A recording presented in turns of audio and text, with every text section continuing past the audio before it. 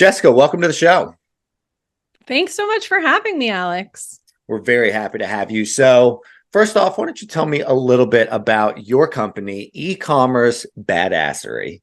Sure thing. So, I actually started this business by accident a couple of years ago. It was when MailChimp and Shopify broke up, and a lot of entrepreneurs didn't really know what to do about their email situation. And so I started talking to them about the Klaviyo platform because I had already been using it in my day job. And people started reaching out to me, asking for help. And it was in that moment that I realized there really was not a lot of information for that mid-level e-commerce entrepreneur. And based on my 20 plus years in retail, which is so scary to say that I've done anything for 20 years. But between that and my experience in my previous day job, I realized I had so much information and ways that I could help people. And so that's how e-commerce badassery came about. And so my number one goal is to put more money in the pockets of small business entrepreneurs, teaching them how to grow their traffic, sales, and profit. Because I think that there is this idea on the internet that e-commerce is just really easy and you just like put up a website and then everyone comes and buys stuff, and that's just not really how it works. So the short story is I take everything I learned the hard way, right, and teach it to these entrepreneurs so that they don't have to learn it the hard way.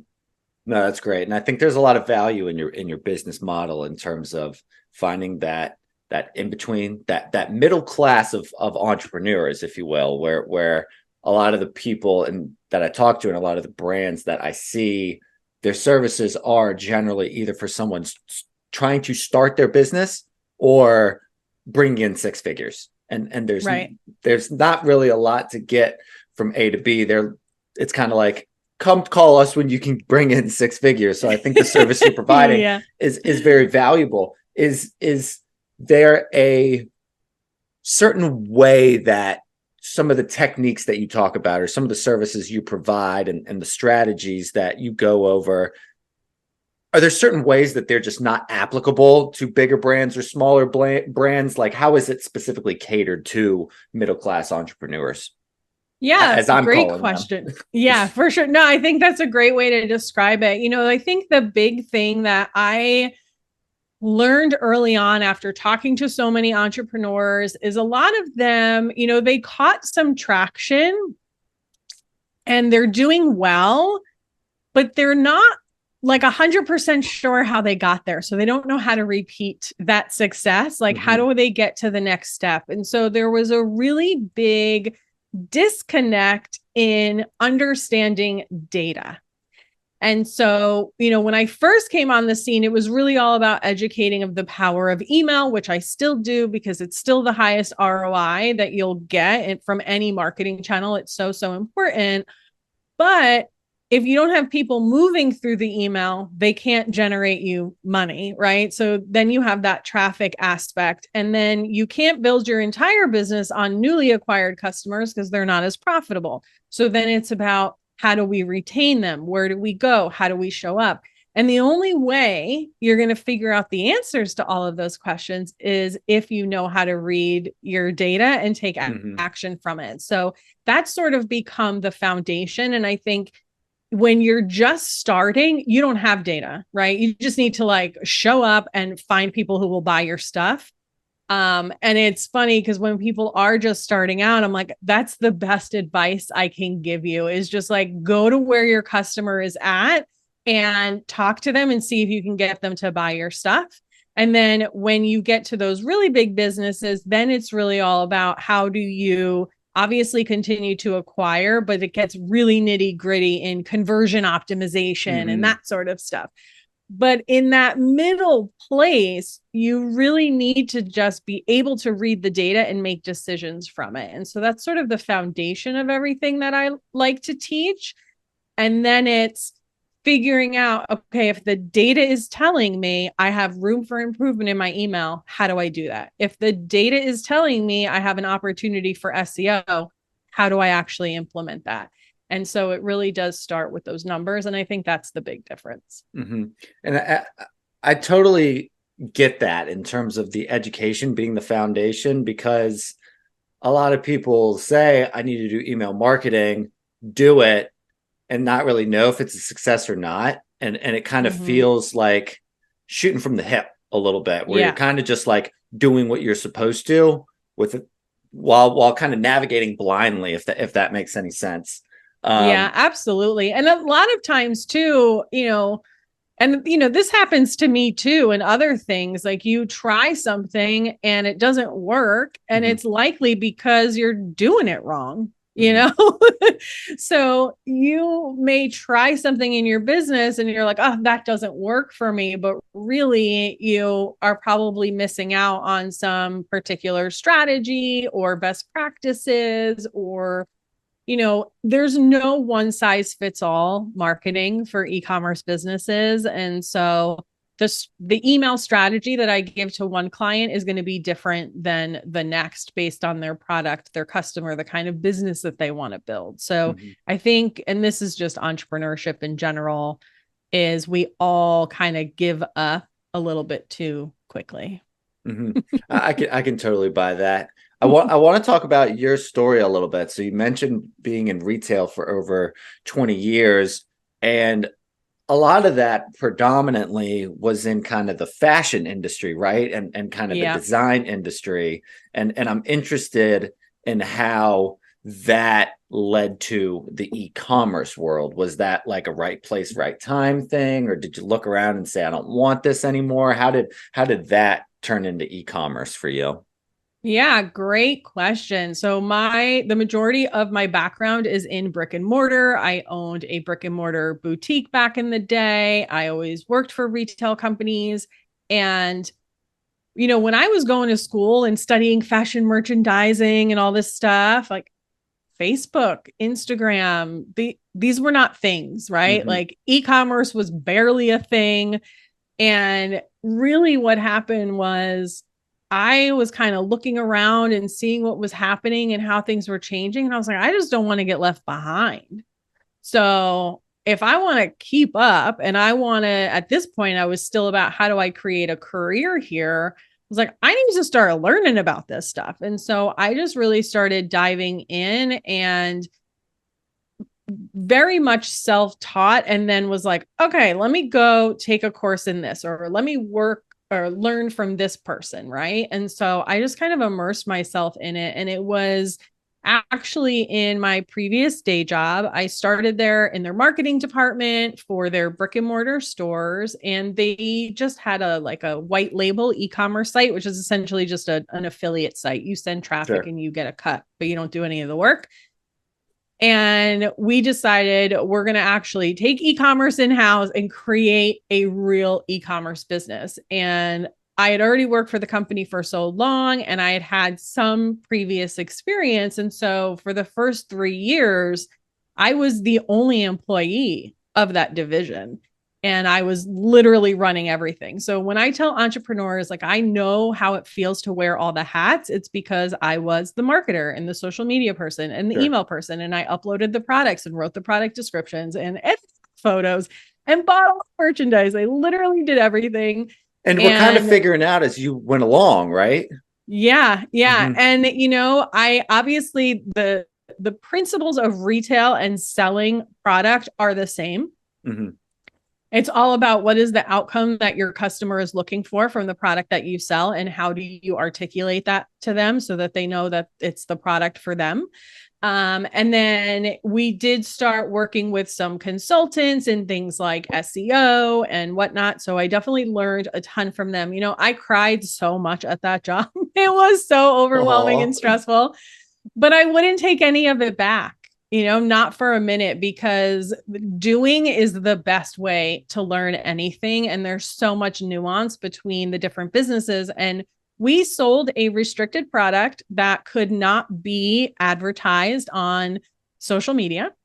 And so email was a huge part, and it was such an important revenue driver for us, which is really when I just started diving so deeply into that and testing so many things and learning as much as I could. And that experience really taught me, like, this was a business that had already been around for a really long time, right? Mm-hmm. They had a built-in customer base, but it was an in-person customer base. And so we struggled just as much to get those people to place orders online, or, to get in front of people who were not part of our local communities. So it doesn't matter like what level you're at, how many smart people you have. Like, at the end of the day, it's testing, trying, optimizing, and using the data to drive your decisions. Like, everyone's doing the same. That is the baseline of running an e-com business. No,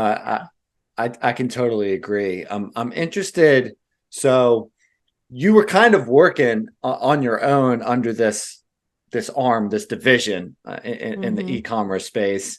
When did you realize that you had more to offer independently as Jessica of e-commerce badassery instead of under someone else? Yeah, this wasn't the first time I've had my own business, right? I had that brick and mortar boutique when I lived in New York, and then I decided I was over winter, so I shut the business down, and then I moved across the country to Los Angeles, where I live now, and really kind of started over. I had a subscription box. I did personal styling online because that was sort of my thing for a bit too. And I always knew that I wanted my own business again. I just didn't know what it was going to be. I assumed it would end up being a product-based business because that's just what I've always done. And it was that accidental, the MailChimp Shopify situation and just talking to e-commerce entrepreneurs. And I think so many of us, we take our own knowledge for granted, and you just kind of assume that everyone knows what you know. And that couldn't be further from the truth. So it was sort of that, like, okay, I know I want to do my own thing, but I don't know what it is. And, I loved what I was doing at my previous day job, but we were kind of a mid-sized company. So there was really only so far I could go there. And I just have a soft spot for small businesses. And it was one of those, like, I'd rather make them money than like make this corporate company money. So it was just sort of a little bit of all of that rolling into one. It was quite the journey for sure. And I was getting ready to leave my full-time job. And my husband is also an entrepreneur. So I was the one with the insurance and the paycheck and the 401k and the quote unquote security. So it was a slow roll, and I was getting ready to quit. And then the pandemic happened. And we were like, maybe you shouldn't quit just yet. Like, let's just hold off on that. And so I ended up working basically through September of 2020. But it really did give me the time to really hone in on what my perfect client needed and create, so many people, even if you're just starting an e-commerce business, a lot of people will say, well, just jump, right? And the net will appear. Well, no, I'm like old and I have responsibilities and I needed to have a cushion, and, it's okay to take it slow too, and be more intentional about what you're building. No, I like that. And I'm interested. I wanted to kind of piggyback off of one of your observations or ideas there is, working in kind of the fashion industry, like retail fashion, is that can often be seen as kind of exclusive.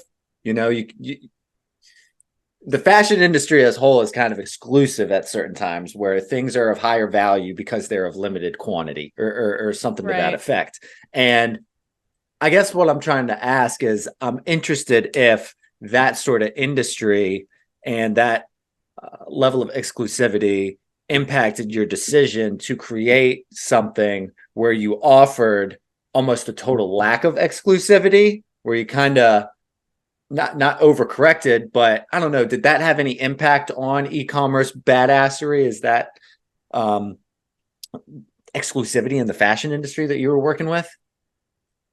Interesting question. It's funny because, I spent so many years working in it, and the industry has a what's the word? It's pretty stereotypical, right? Of Uh-huh. how kind of cutthroat it is, and in 1 minute, out the next, It's and very competitive.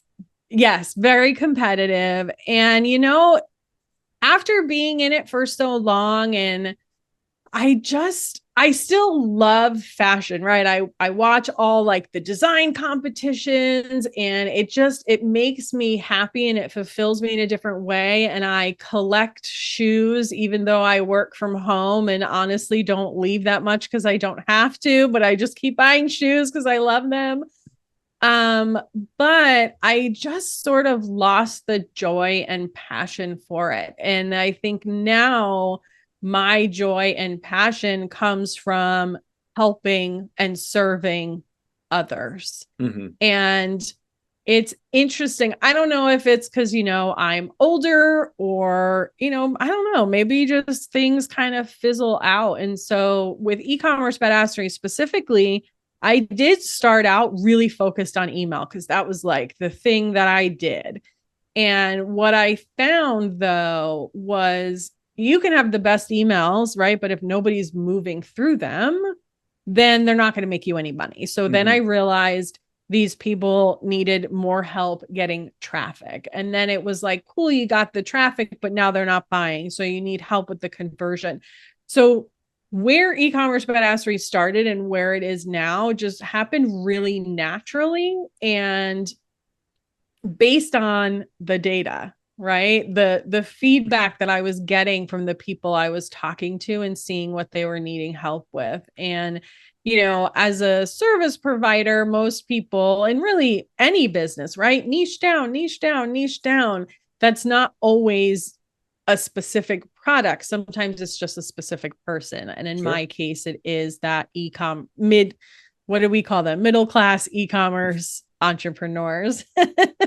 No, Yeah. I think that's insightful, and talking about traffic is kind of sets the table for the rest of our conversation. Mm-hmm. So as we were talking about before the show a little bit, is you provide a lot of services. So you're definitely among the jack of all trades Yep. category. And Mm-hmm. so we're going to bounce around a lot for the rest of this conversation and kind of hitting all these different points. I don't want to call it a pop quiz because you won't be graded, but that's kind of what I see in my head is just kind of these like very quick, not quick, but question and answers of just like, for example, which do you consider to be more important, customer acquisition or customer retention? And which do you think is more difficult to master? Oh, definitely the acquisition is more difficult to master. In terms of which is more important, it completely depends on where you're at in your business journey and what you sell. And I like to use extreme examples for this, right? If you sell mattresses or cars, people are only buying those ever so often. So for you, it's always going to be about acquisition, right? And the same is true the earlier in your business. You can't create repeat business if you have no first time business. So when you're just starting out, it really is all about acquisition. And then as you grow and you build up that customer base, then you lean more into the retention. But typically, I will say never go 60, less than 60/40 in either of the directions, right? Like, early on, even if your focus is acquisition, you want to make sure you have that retention game in place. Otherwise, it's like having a leaky bucket. So Mm-hmm. when you do all the time, energy, and effort that it takes to get a new customer to come and make that first purchase, make sure you have the mechanism to keep them coming back. And then, for consumable products, it's really about retention, right? Because you have Mm-hmm. the opportunity for such a long-term relationship with that customer. And so you definitely want to always lean a little bit that way. Mm-hmm. And in regards to the retention part, is while I really appreciate your example of a mattress or a car, which is probably being purchased, once every 5 to 10 years or something like Mm-hmm. that. I'm interested in how you recommend entrepreneurs how you recommend to entrepreneurs the best way to get repeat purchases for their e-commerce store, because email. There it is. Email. It is the best. It is the most profitable. It is the least expensive. It is the easiest. And I know you've probably heard things like email is dead. And that is just not true, right? Like every couple of years, someone says email is dead, yet it continues to outperform every other marketing channel. So it's definitely not dead. There is obviously space for I like to call it its younger, cooler cousin, SMS. There is a place for that as well, which I think it's funny because the business that I used to work for, they had tried SMS years ago before I even worked there. And I started working there, I think it was 2013. So they had tried SMS before that. They were too early. Their customers just weren't into it. And so they just had this like negative connotation with the idea of SMS, and we could never get them to implement it again. Whereas now people are into it, right? The consumer is ready, they're on board. So there's definitely room for that, but it doesn't replace email. It's a complement to email. So that is the absolute best way. And, at the end of the day, what I try and remind people of is every touch point, every conversation, every interaction you have with your customer is not necessarily about getting the sale. Sometimes it's just about being top of mind so that when the consumer is ready to buy a product like yours, you are the first person they think of, right? There's a reason why huge brands that people already know and love will spend millions of dollars to run an ad during the Super Bowl. You already know who they are, right? But they just want to make sure that you're thinking about them. And so email, SMS, social media, retargeting ads is all accomplishing that same goal. And you're touching on something that is wicked fascinating to me, is like, why does McDonald's spend money on marketing? Because it's one of those things where it's like, everyone knows you, everyone buys from you. So it's like, what's the real end goal? We need you quicker. I may go to McDonald's this month, but their advertising makes me go there this week instead. And so I like what you're touching on there, Jessica. And just to kind of stay on the email train, what's the major benefit of email automation, and how can an entrepreneur actually take full advantage of that?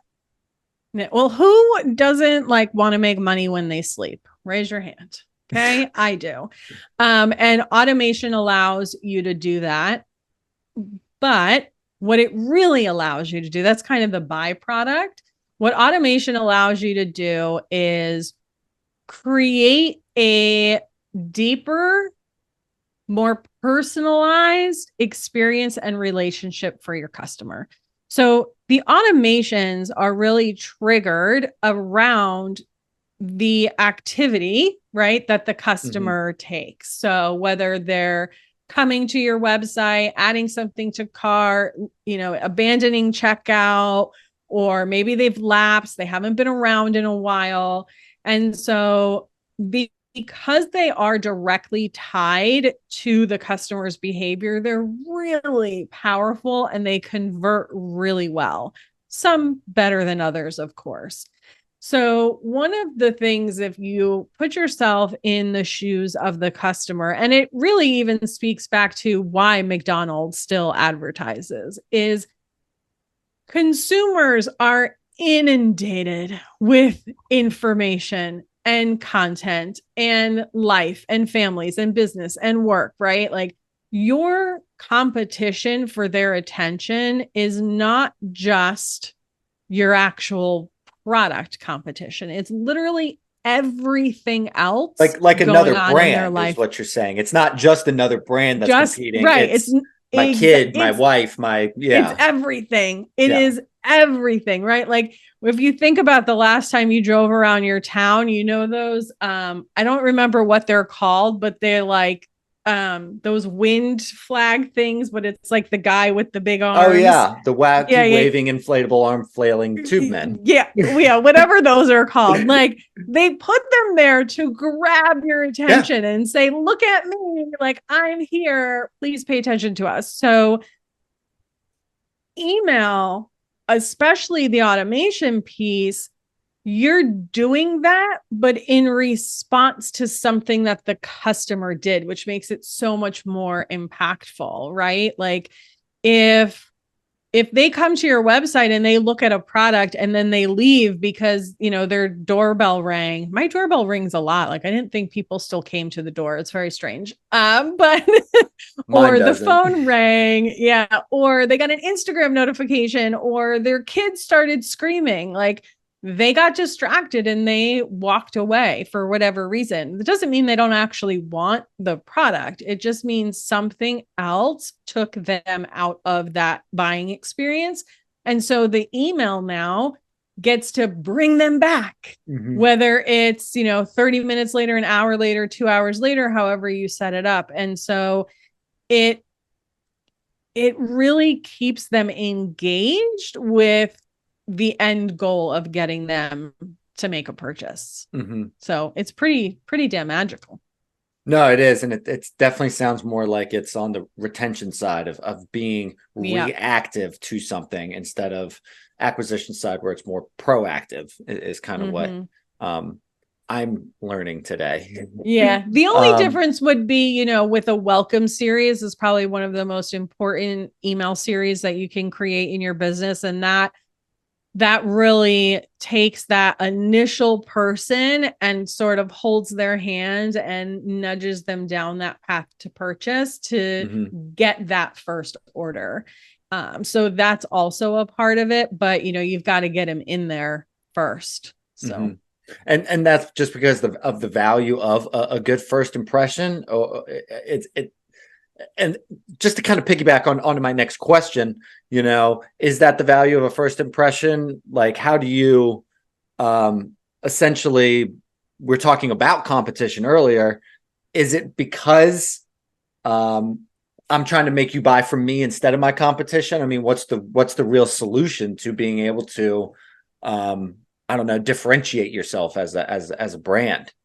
Yeah, it's a little bit of everything, really, right? Especially on the internet. If someone discovers you on Instagram or through an ad or a friend mentions you and this person comes to your website, they don't know anything about you. Yeah. Right. And so this is your opportunity to introduce them to you, the brand, what you stand for. Look, people vote with their dollars. Okay. And this is becoming even more true as, you know, the last couple of years. And so if a brand doesn't necessarily align with this person's particular values or whatever, right? That customer may not want to spend the money with them. But if the customer doesn't know, they may be more hesitant to make the decision. Another example is how many of you have ordered something from a Facebook ad that never came. And then when you went to go check on your order, the website didn't even exist anymore, right? Because there's a lot of that madness that happens too. So just like your competition is everything else going on in that person's life, you also have to overcome every poor experience that person has ever had with another brand. And so that change their mind. Yeah, exactly. Because most customers are coming to you with some sort of preconceived notion, or maybe it's the type of product you sell. Like, yeah, well, you know, I kind of tried that before and it didn't really work. So I don't know. How do I know yours is going to work? And there's so much that we have to overcome. And that first purchase is the absolute hardest one to get. So we do have to work hard for it. But once you get it, right, the second, the third, the fourth, those all become easier and easier. So It's a way to create the relationship, but also overcome all of those potential objections that customer is having because they don't trust you yet. They don't know you. They don't trust you. It's a lot different if you walk into a brick and mortar, even if it's a small boutique. If someone walks into a brick and mortar and you get to talk to a human being and you get to touch and you get to feel, like the experience is so different. And that journey of having no idea who you are and then like falling in love and trusting you, it happens a lot faster in person. It happens faster in video. But when you're just talking about, random content on the internet and a couple of emails, it takes a little bit more work. And you mentioned it being faster on video. So I'm interested in what sort of suggestions you have for creating content that will attract new customers to an e-commerce business, because that's also something that you've talked about. Yeah, absolutely. So one, I always tell the people that I work with, not everyone needs to be the face of their brand. Absolutely. You can have a successful product business without that.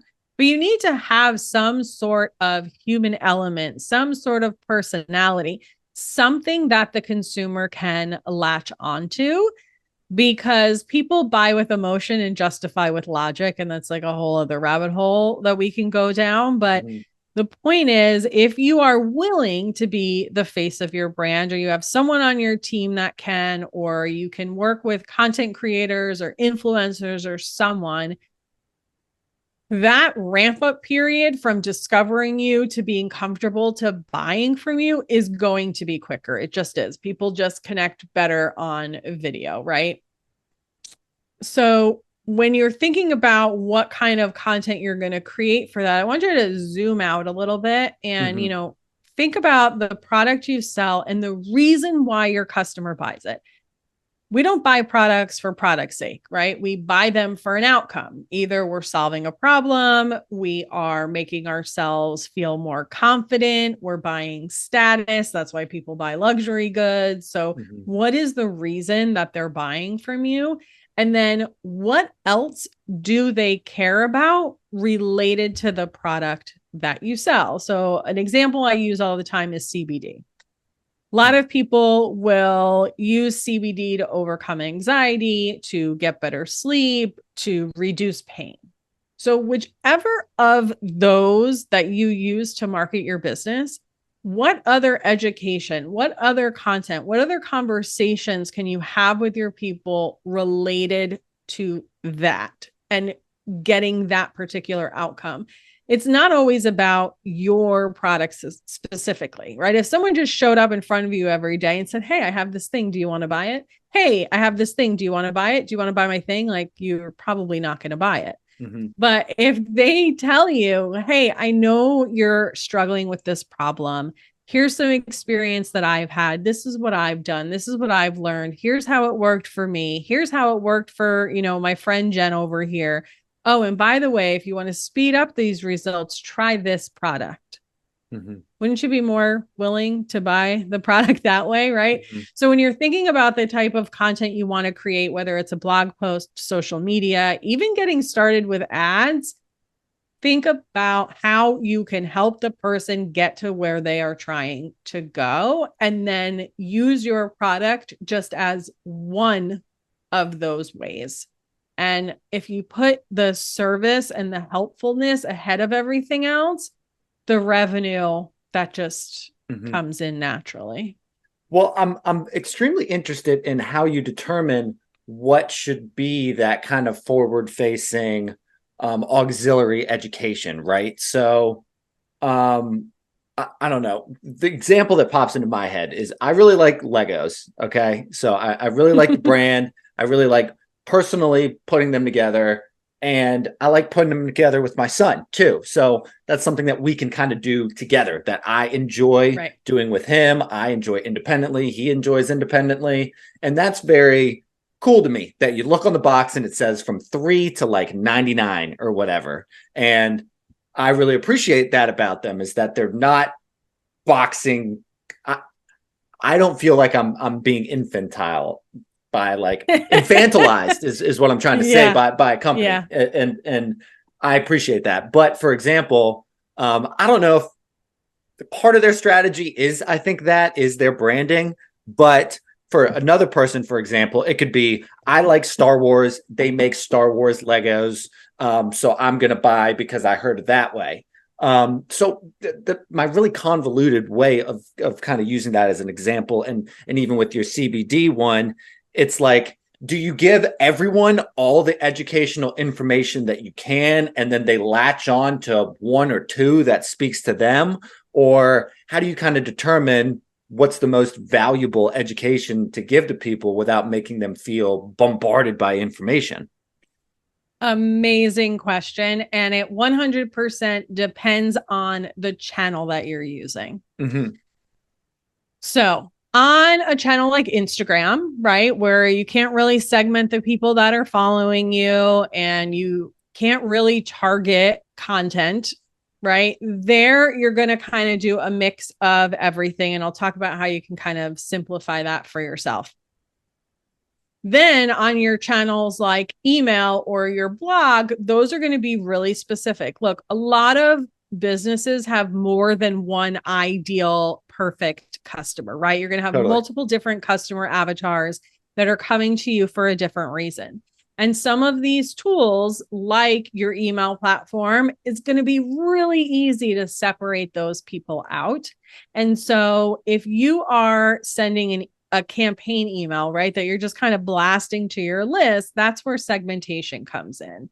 So if I know, and we can talk about how to get this data. I actually just did a whole podcast episode about this, but if I know that you buy this because it's something that you do to bond with your son, then I'm going to talk more about that when I send you an email, because I know that that's going to be more impactful for you.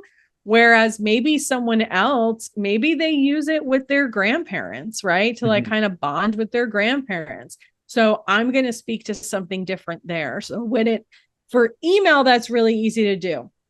For blog posts, that's also really easy to do, because the goal of a blog post is to attract traffic to your website. And so you can use keywords that target all of those different uses. But let's use the creating with my son. Well, and if you don't mind, in blog posts, you're allowed to be a little more dense too, right?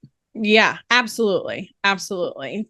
But what you can do, let's say for a blog post, you might want to create a piece of content that's like, 10 ways to bond with your toddler son this weekend. That's a very terrible name unless someone is actually searching that. But, this is off the cuff. So keyword research, keyword research. Right. And so you may give them some other ideas of what you guys can do together. And then one of those ways is playing with Legos. And then, of course, teaching them how to put them away so you don't step on them later. Right. So you can kind of like, it's how you sell without being salesy, right? It's kind of like parents who hide vegetables in, other kinds of food to get kids to eat their vegetables, right? So you're kind of hiding that salesy moment inside this other educational content.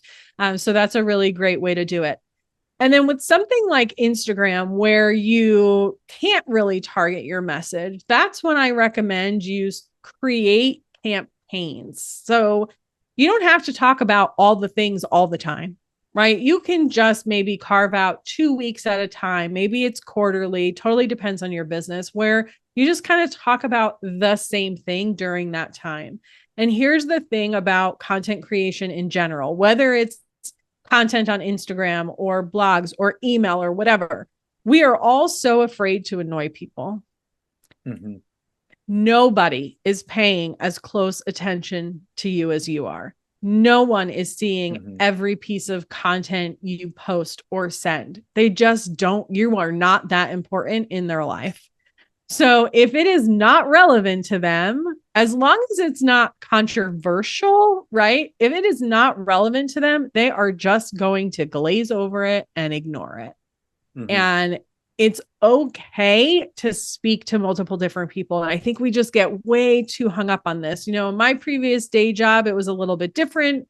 there were definitely certain product categories or topics that our customer was straight up offended by. Wow. So in that case, I was sure to collect that data from them and Mhm. say, hey, what do you want to hear about? And then if it was not on their list, I didn't send them that stuff. Right. But that's a very unique situation. In most cases, they're just going to freaking ignore what is not relevant to them. Mhm. So And don't most overthink things it. that I check out of or unsubscribe to or say, this isn't relevant is either like user generated content that is just annoying or it's cliched. It's the same type of stuff, where it doesn't really have substance or value to me. And because frankly, I use social media for entertainment more than anything else, if I'm being totally Mm-hmm. honest. I just need a giggle every now and then. Um, Yeah. and you're right though, is that advertisements and sponsored posts, I don't think I really unfollow any or say this isn't for me or this I don't want to see this. I either uh you know in one ear out the other or in one ear and it kind of just sits in there for a little bit. Yeah. Yeah. So I think there's a huge wealth in the information that you're saying right now. Yeah. um And when you're talking about things like ads, I mean, you can get so targeted that you can oh, it's make that crazy. ad so specific. Even, for anyone who's like worried about like, oh, iOS 14, like it's fine. Okay. Marketers Mhm. have kind of figured it out. The tech has figured it out. You can still target beautifully on those channels, and you can just create an ad that is specific to that audience. If you think about, let's like think about TV. We'll go back to TV ads and stuff, right? Now, if you're running an ad during the Super Bowl, that's going to be like pretty generic. You're either going to make it about the Super Bowl, it's going to be funny, right? Like there's a culture of Super Bowl ads, usually either funny or going to make you cry.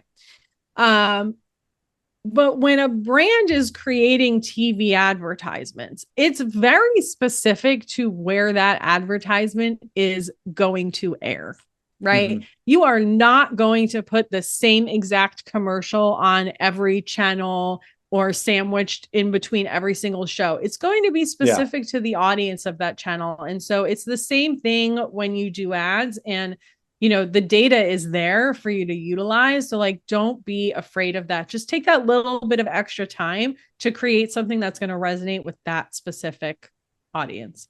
love it. That's a great suggestion. Before we wrap up, Jessica, I always ask this final question to the guest, and that's essentially about how entrepreneurs such as yourself are operating generally always on call 24/7, 365 days a year. And that can result in unbalanced work-life harmony and unstable mental health and the like. Burnout is a phrase that's been popping up a Yeah. lot lately.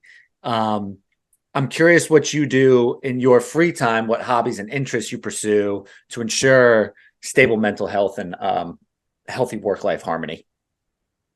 Oh, I love this. And yes, stress, burnout, it's so hard to turn it off when it's your own business. So I think the most important thing is creating real true boundaries, which is still a work in progress for me 100%, but I'm really intentional about the way I have my clients communicate with me. So this is something you can do if you have a team or you're working with contractors, that sort of thing. Like, make it real specific. Like, they can't be messaging you here and emailing you there and doing this. So create a system for that, for sure.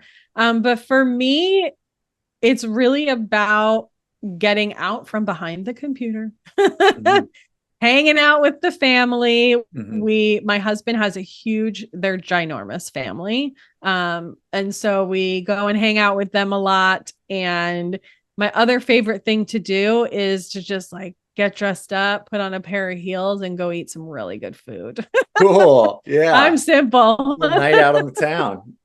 I can dig Yeah, that. love me that for sure. No, Mm-hmm. that's great. Well, Jessica, it's been an absolute pleasure. Good luck to your badassery, e-commerce badassery. It's been an absolute delight. So thank you for coming by. Yeah, my absolute pleasure.